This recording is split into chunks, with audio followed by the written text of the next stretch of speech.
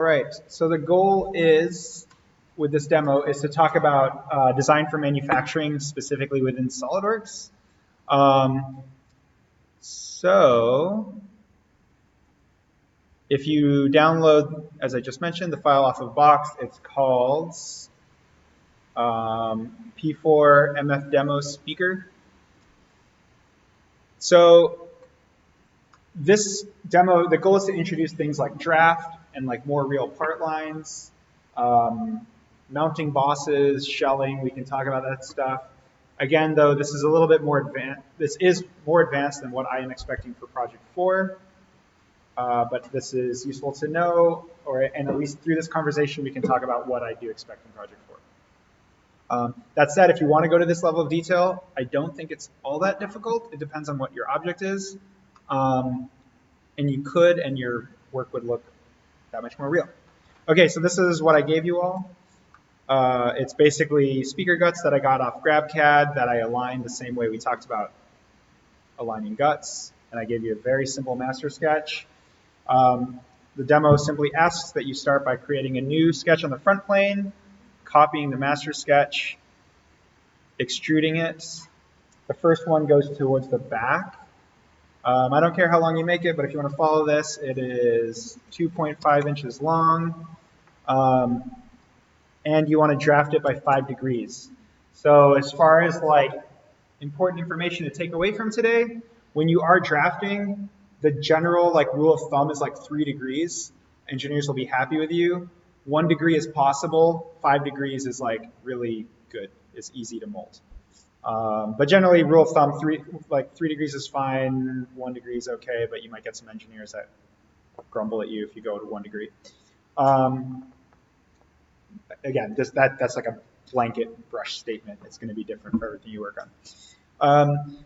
So right here, by typing that in, the draft, we talked about this before, it's kind of like a muffin tin. It's just so that when the molten plastic cools, it pops out of the tool nice and easy. By clicking this little thing here, you can have it draft inwards or outwards. I believe it drafts as the default is it tapers in as it extrudes, which is what you would expect. A couple nuances to this step. Firstly, just a reminder to you all about boss extrude. There are some different things you can change. Here we want to offset, we want the sketch to start a little bit offset from the plane, and this will be clear later. So you want to make sure you click on this. It's highlighted in red on your sheets, and you offset it by 0.05 inches, but you want to make sure you go in the right direction. You want to go away from the sketch by 0.05. We're trying to leave a gap for a more real part line. That's why we're doing that.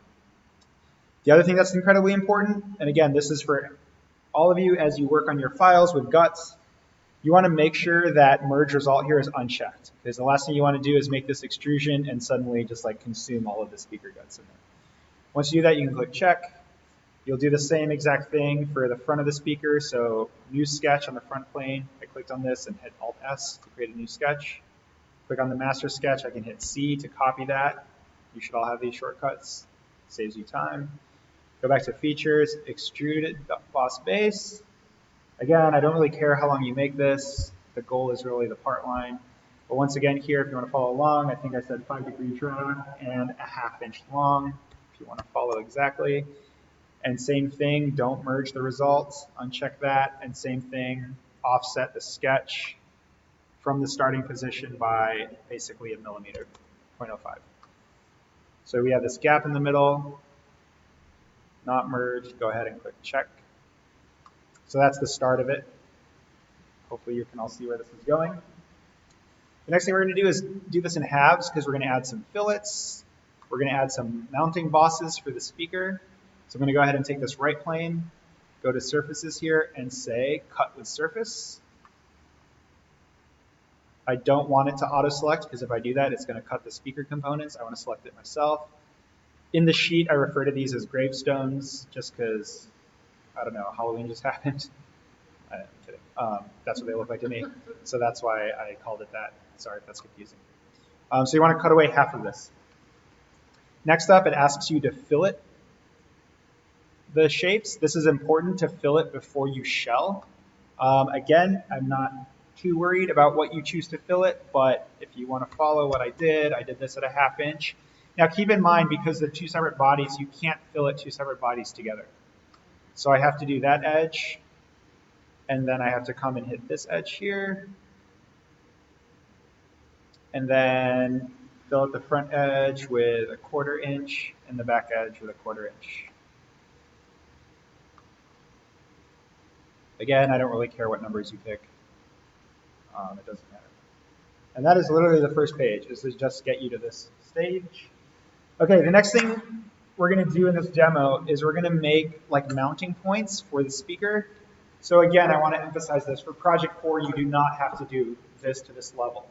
I got an email over the weekend about how to align the guts and all that stuff. My answer was, you are building around the guts, you are not building to the guts. So you do not need to have something that cradles it. For those of you that want to, though, again, this demo, we can talk about that. Okay, so one of the things, basic SOLIDWORKS things that we really haven't talked about is the display style. If you drop this down, you have different options here. This is the default. We have lines on and it's shaded. Sometimes you want to look at it with the lines off to see what happens to the surfaces. Sometimes for underlays, lines on is helpful because then it's just nice and clean for using as an underlay. But right now we're going to use this one where it shows hidden lines as dotted lines. We're then going to take a front view. The reason for that is we want to draw circles that align with the mounting points of the speaker. So we're going to create a new sketch on the front plane. I'm going to hit O for the ellipse drawing tool or the circle drawing tool, and I'm just going to click roughly in the center of these slot shapes. Again, it really doesn't matter what size you make these, but if you want to follow along exactly, or if this were something you were doing where it mattered a little bit more, you could select both of these and say set them to be equal. And then that way, if you just define the size of one, I believe I requested 0.2 in diameter. The other one then automatically changes size as well to match. What we're going to do here is use this and do an extrude cut through all. So it's leaving out of this back shape. And we want to draft this. Now, but because it's a cut, and I'm not quite sure why it's not being really long. Because it's a cut, we want it to draft the opposite way. We want it to draft outward. So I apologize. I may have. Is it because you're in a different body? Let's see here. First I'm gonna check the feature scope. I'm gonna grab the back. I guess, okay, here's what I'm getting confused. Before, if you recall, when I did the first draft, I toggled this in and out to have it go outside or inside. But now there's a draft outward checkbox here. Anyway, you want it to draft outward. Because it's a cut, you want it to get bigger. And the reason I put this step in is to illustrate that for you all. Like when you have draft, you have to like keep it consistent. Let me get out of this here. Here we can try setting this to blind. It really, through all, is the better setting here.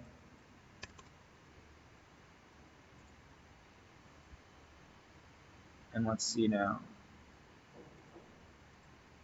Oh, sorry. I apologize. Okay, so I made a mistake earlier. This toggle here, this just turns it on and off, whether draft is on or off. Or I don't know if I'm getting in my head now. I forget last time if I was toggling this or checking this. I can check the video later. Anyway, you want to draft outward and draft it at 3 degrees. Again, because this is a cut, it has to go in the same angle as the cape, so to speak. And then again, you want to select just the back face here. And again, really, this should be through all. That's best practice in this instance. Go ahead and click check. And so now we have these. Now, hopefully, the draft outward makes sense to you all, right? Because you can see it's this like cone shape, and it's cutting out the back edge. Once you've done that, you can switch back to the view you're used to. Here's something I've done before but haven't talked about at any depth. If you right-click on a body and go to isolate, it will hide everything else but that body, so that's useful for workflow.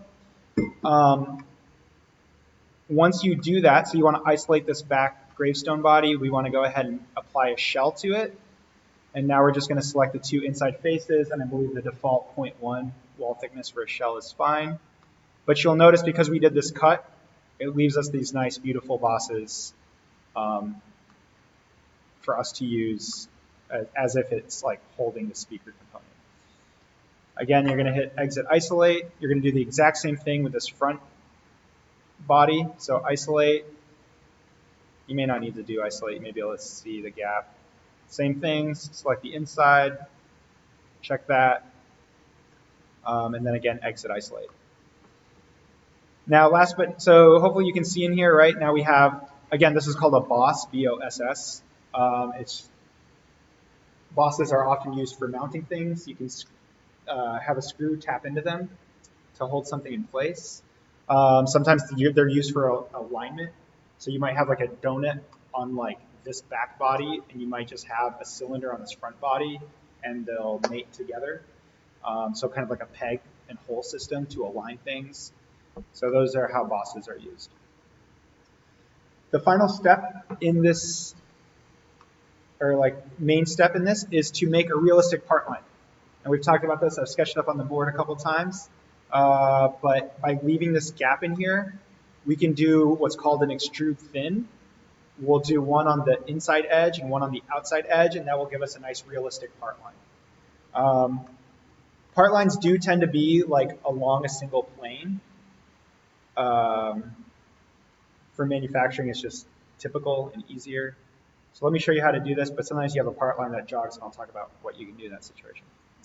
So same thing, I might right-click on the back body and say isolate. I believe this is how it has you start. It then asks you to create a sketch on this face. So you simply select this face and hit Alt-S, or go to Sketch and say Sketch.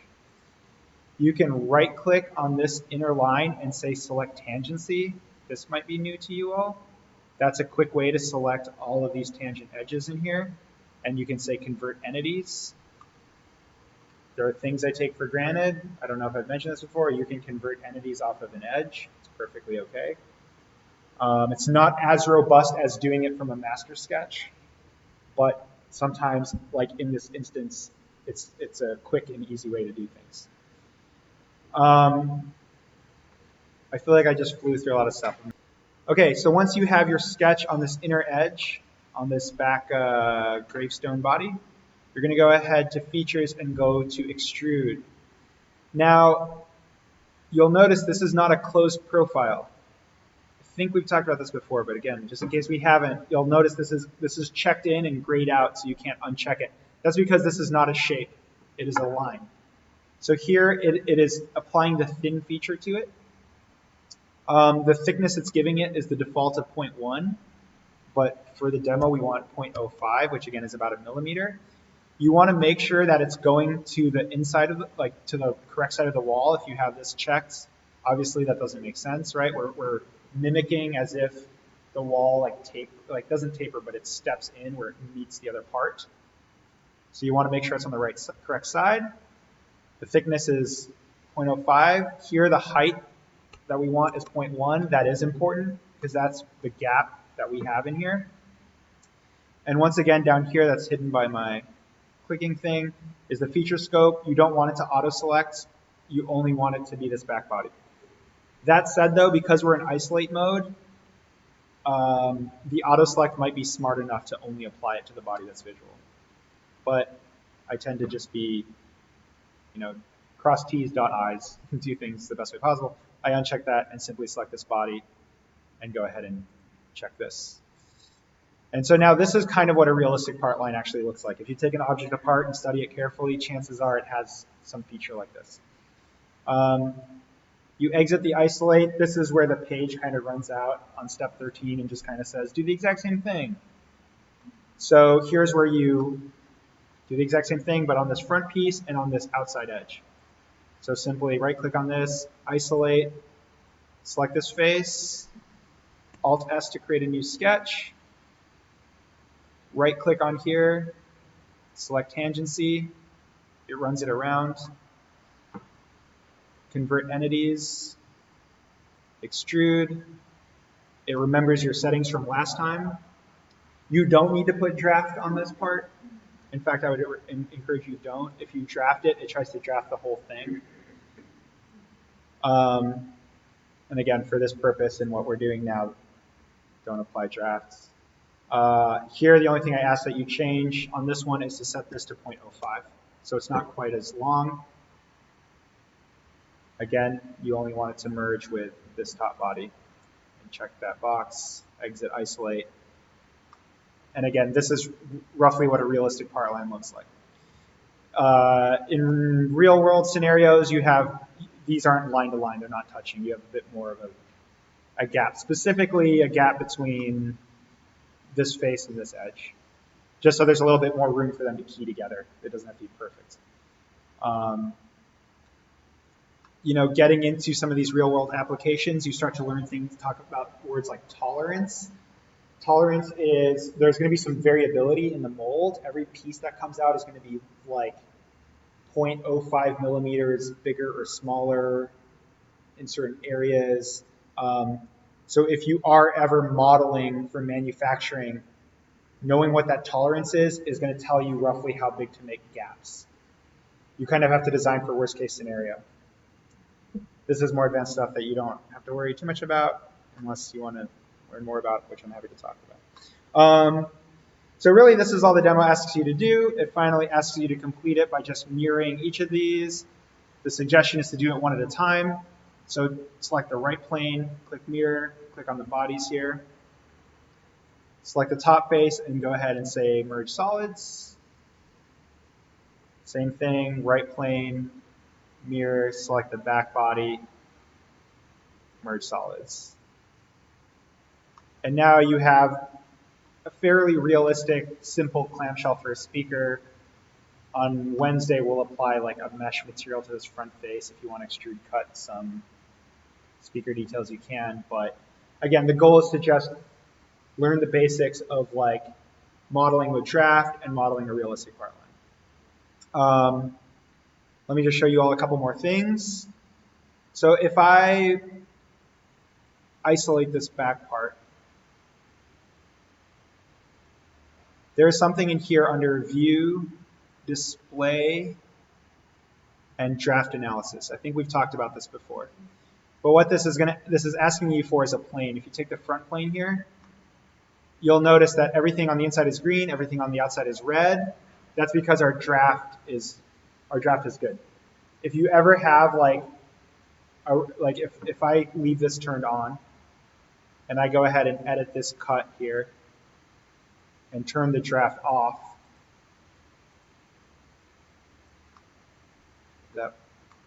what happened? The shell failed. That's what happened.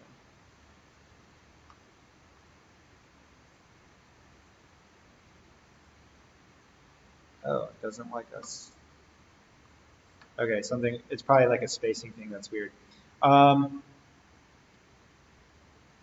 see if I can quickly do something different here. I just want to show you with draft analysis. If you ever have like a red spot in the middle of a sea of green, that's a bad thing. It means it's like an undercut. Okay, let's draft inwards and see if this changes things. Nope, it still doesn't like us. I guarantee you it's because this is too close to the edge.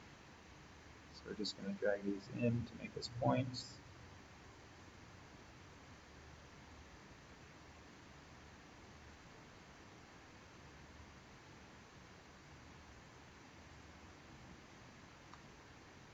So here we have yellow on the inside of green.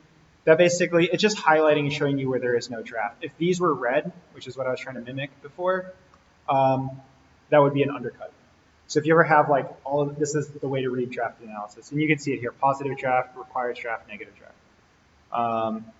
If you drafted them inwards instead of outwards, would that give you that? Yes, but it was failing. I mean, I can try it again. The shell was still failing. It's because if I draft inwards, it's so long. If I change this cut length to just be like 0.5 or whatever, that's fine. Fat finger that 0.65. Leave it drafting in. Okay, now our shell is still failing. Oh, because the cut's not going all the way through and it's a floating holder. Anyway, draft analysis. I just want you to be aware it exists. You don't need to use it, but it is a way to check your work. Again, I want to reiterate, on project 4, I'm not expecting, by no means am I expecting drafted parts or any of that stuff. The bosses here are simply, again, if you want to have something to align your parts, this is an easy way to do it, if you would like to, is by putting these cuts in. You can do this any number of ways. You could also extrude cylinders up until the point, like these could be an extrude thin. A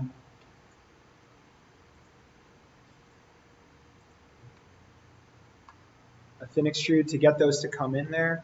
The last thing I do want to show you all before I pause and put this to questions is something called ribbing. So a rib is just like, I'll show you roughly what it looks like. Let me go back to here and hit isolate.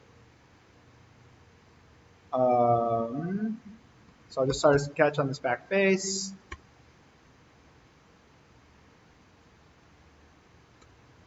Let's see if this works. There is a rib tool that's smarter than this. Maybe I should try and use it. I don't use it that often because it's not often that I have to model things to this level of reality. The rib tool, I believe, is smart enough that it doesn't have it go outside of the body, but just for the sake of this demo and keeping it simple, that's roughly what ribbing looks like. So again, for those of you that want to cradle your components, if you want to build ribs up to where they are and have it, make it look like the components are sitting on it. So again, if I were to exit this isolate here, and like I could then extrude cut into this to make sure that it cradles the speaker a little bit better. That's like one thing you could do, but it's not necessary. Chances are too, like I considered putting this in here, but it just felt like overkill. Like this, what this represents is like a screw would probably go into here. There would probably be a resulting boss on the other side, on this front graveyard face, that would receive that screw that would maybe hold all of these together or something.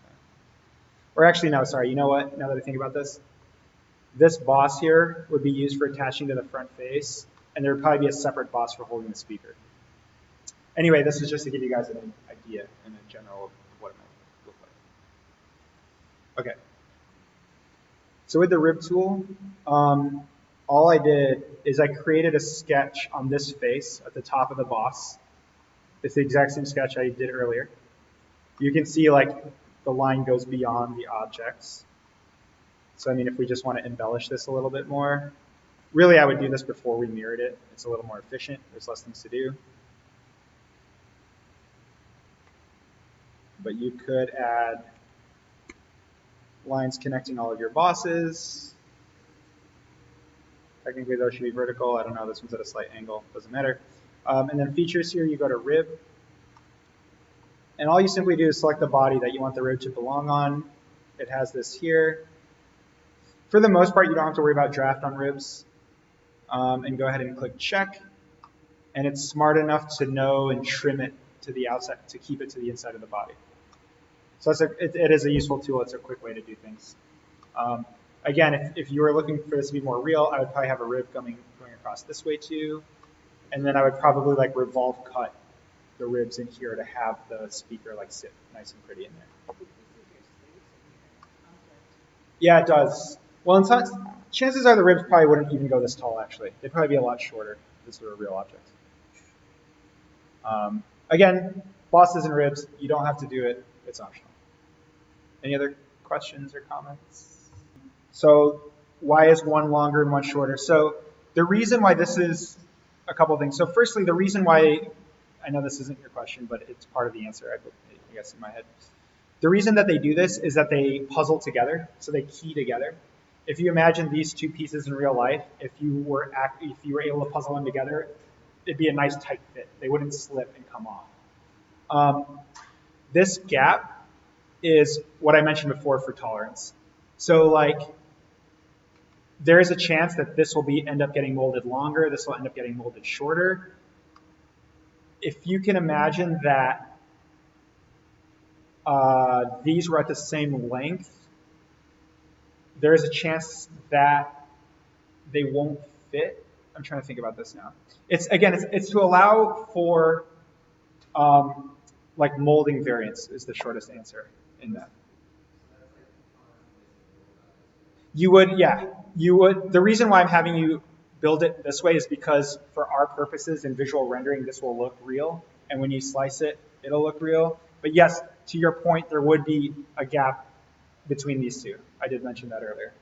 Why would only one be shorter and not both? Or why wouldn't you make both shorter? He's saying, he said that you make, for visual purposes, for rendering, you're making it longer so that it looks closed. But if you were in all actuality, you'd make them both shorter. Right, so why wouldn't you make one 0.075 and another 0.075 and say one can be 0.1? So if they're both the same length and you mold it, this way you control the face that meets, if that makes sense. So like because this one's always longer, this is always what's going to puzzle together. Whereas if these are the same length, let's say you get a mold where this one ends up shorter and this one ends up longer, then you're going to, and I'm sure there's a better way to explain this, and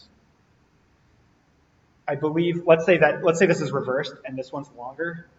I believe you have it, well, I guess you would still have the same chance of it like slipping over and out. I guess I am not a molding expert. My experience with this is that, or sorry, my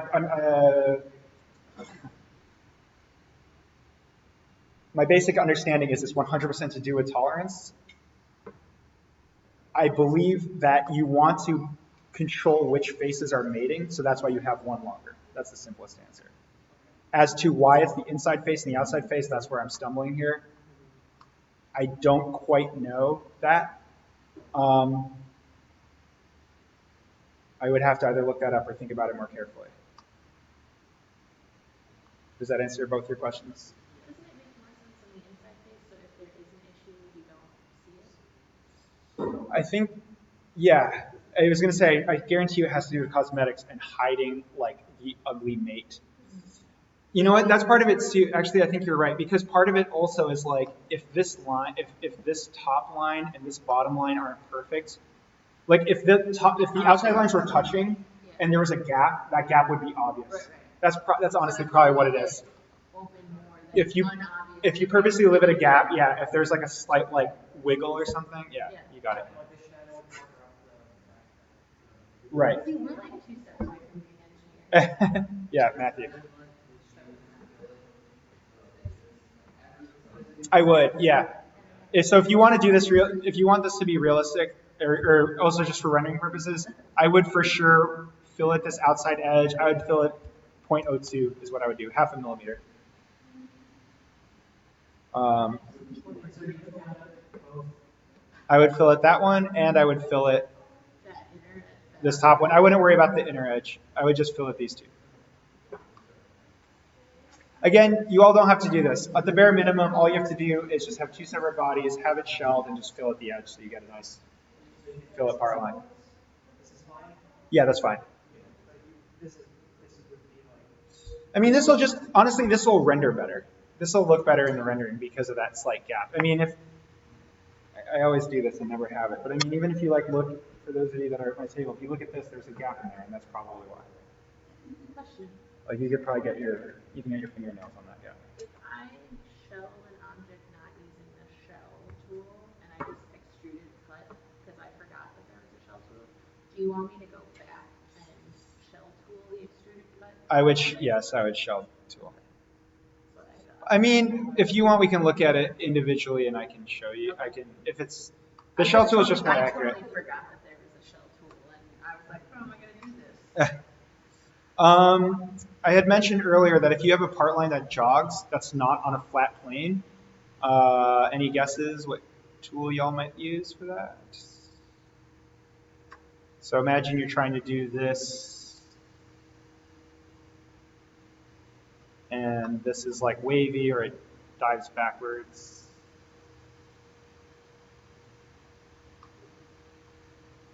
You can't do the same thing.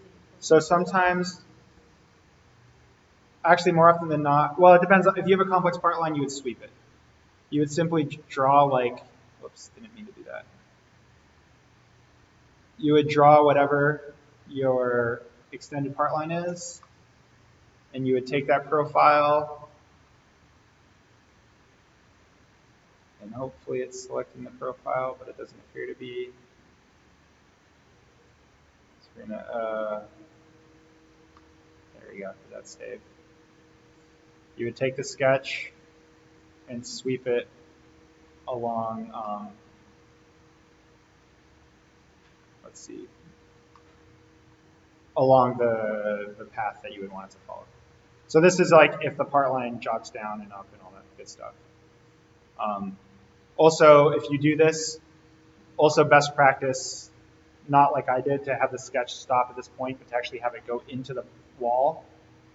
That way it just, you're making sure it's absolutely like crossing and crashing as if it like goes up and down in waves and stuff. Cool? Yeah. Any questions on anything else? Can we work on these things on our own projects, or do you really want us to do this exact? Good question.